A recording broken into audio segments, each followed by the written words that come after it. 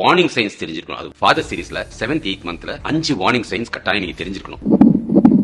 7 8 9 மாசம் என்ன வேணாலும் நடக்கலாம்.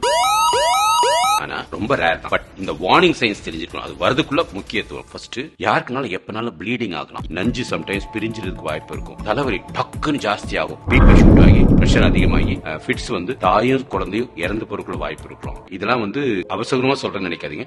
வார்னிங் சைன்ஸ் தெரிஞ்சுக்கிறது நல்லது. அதே போல டக்குன்னு வயிற்றுல வலி வர வாய்ப்பு இருக்கும். சிவியர் பெயின் இருக்குன்னு வச்சுக்கோங்க. கட்டாயம் அந்த நஞ்சுக்கு பின்னாடி ரத்த கசிவு வரும். அந்த பெயின் இருந்துச்சு இமீடியட்டா ஹாஸ்பிட்டல் போகணும். இன்னொன்னு திடீர்னு தொப்புன்னு யூரின் போன மாதிரி தெரியாம நம்ம யூரின் போயிட்டோமோ அப்படின்னு நினைப்பாங்க. பட் அது ஆக்சுவலா பனிக்கூடம் கூட உடஞ்சிருக்கலாம். 5வது திடீர்னு பேபி மூவ்மெண்ட் ஸ்டாப் ஆயிரும். நீங்க திருப்பி வந்துரும் தண்ணி குடிச்சு பார்க்கலாம் அப்படிலாம் நினைக்காது. அந்த மாதிரி மதர் ஏதாவது சொல்றாங்கன்னா அதுக்கு ரெஸ்பெக்ட் கொடுத்து உடனே ஹாஸ்பிட்டல் போய் பார்த்துருங்க. நரி வரும் சொல்லிட்டு அந்த கதை மாதிரி நினைக்காதீங்க. எத்தனை தடவை உங்க ஒய்ஃப் ஆஸ்பத்திரி போகணும்னு நினைச்சாலும் கட்டாயம் கூட்டு போய் காமிச்சுங்க. அவங்களோட கான்பிடன்ஸ் தான் பேபியை ஹெல்த்தியா வச்சுக்கும்.